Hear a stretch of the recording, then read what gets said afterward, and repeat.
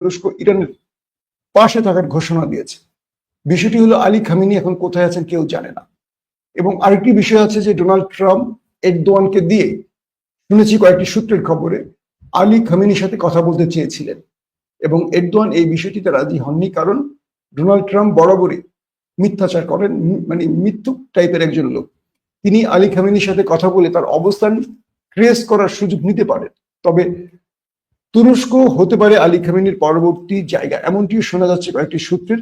আলী খামেনির জীবন বড় রকম হুমকিতে পড়লে তাকে প্রতিবেশী দেশ হিসেবে তুরস্ক গোপনে আশ্রয় দিতে পারে, এমনও তথ্য আসছে কয়েকটি বড় বড় গণমাধ্যমে। এবং তুরস্ক সেই ব্যাপারে এমআইটি, তুরস্কের গোয়েন্দা সংস্থা, বা আপনারা জানেন তুরস্কের যিনি পররাষ্ট্রমন্ত্রী এখন আছেন হাকান ফিদান, আগে যিনি গোয়েন্দা প্রধান ছিলেন, তার সাথে ইরানের সম্পর্ক খুবই ভালো। তো ভেতরে ভেতরে ইরান এবং তুরস্কের মধ্যে বেশ কিছু বিষয় আদান প্রদান চলছে। এখানে হয়তোবা তুরস্ক কখনো ঘোষণা দিয়ে কিচ্ছু করবে না এই খেলাতে, কিন্তু তুরস্ক জড়াবে কিছু কিছু ক্ষেত্রে, এবং পাকিস্তানও জড়াবে, যদিও আমেরিকাকে না দেখায় জড়াবে। আমেরিকাকে দেখানো যাবে না, কারণ আমেরিকা পাকিস্তানকে কিছু বড় বড় প্রলোভন দিয়েছে। কারণ এই মুহূর্তে আমেরিকা বিরুদ্ধে যদি চলে যায় পাকিস্তান, তাহলে পাকিস্তানকে চাপে ফেলতে ভারতকে ব্যবহার করবে ডোনাল্ড ট্রাম্প। সবকিছু মিলেই এখানে কৌশলী হতে হবে। তো এখন পর্যন্ত যে বিষয়গুলো আসছে, রাশিয়ার প্রতিক্রিয়ার চেয়ে আমরা চীনের প্রতিক্রিয়াটা ভালো দেখছি। রাশিয়াকে এখন আমি বিশ্বাস করতে পারছি না। খবরগুলো দিচ্ছি, খবরের মাধ্যমের খবর আমি জানাচ্ছি, কিন্তু ব্যক্তিগত অভিমত, আমি রাশিয়াকে সেই অর্থে কোনো বড় রকম ইরানের পাশে দাঁড়াবার যে ঘোষণা বা কোনো সহযোগিতার আশ্বাস দেখতে পাচ্ছি না। ইরান তার লড়াইটা নিজে করছে। তবে আমেরিকান এবং মধ্যপ্রাচ্যের রাজনৈতিক বিশ্লেষকরা যে আশঙ্কাটি করছেন, এর মাধ্যমে দীর্ঘমেয়াদী যুদ্ধ শুরু হয়ে গেছে ইরানের সাথে, এবং ইরান ঘোষণা দিয়েছে তারা আমেরিকার উপর এখন আক্রমণ করবে।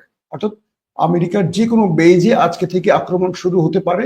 ইরান আমেরিকার যুদ্ধটা আজ থেকে শুরু হচ্ছে, এটা মোটামুটি বলা যায়। যদিও আমরা যুদ্ধ চাই না, যুদ্ধের বিপক্ষে, আমরা শান্তির পক্ষে, কিন্তু আমেরিকা যে কাজটি করেছে এই কাজটির মাধ্যমে মধ্যপ্রাচ্যে যে আগুন জ্বালিয়ে দিয়ে গেছে, যুদ্ধের আগুন, এটি বোধহয় বোকা ট্রাম্প চতুর নেতানিয়াহুর ফাঁদে পড়ে আমেরিকাকে আরেকটি বিপদে ফেলেছে। এবং আমেরিকার ভেতরের মানুষই ট্রাম্পকে বলছেন গর্দ প্রেসিডেন্ট। তিনি নিজেকে বিপদে ফেলছেন নেতানিয়াহুর কুপরামর্শে, কারণ এখান থেকে কিচ্ছু অর্জন করতে পারেনি আমেরিকা।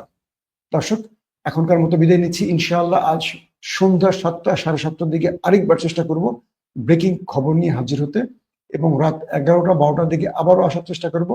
সেই সময় হয়তো কোনো বিশেষ আলোচককে বা বিশেষজ্ঞকে নিয়ে আমরা লাইভটি করার চেষ্টা করব। এখনকার মতো বিদায় নিচ্ছি। প্রত্যেকে ভালো থাকবেন। আল্লাহ হাফিজ। ওপেন দাইস মানে সত্যকে সত্য বলা, মিথ্যেকে মিথ্যে বলা। আমরা শোনা কথা নয়, চোখে যা দেখি তাই বলি।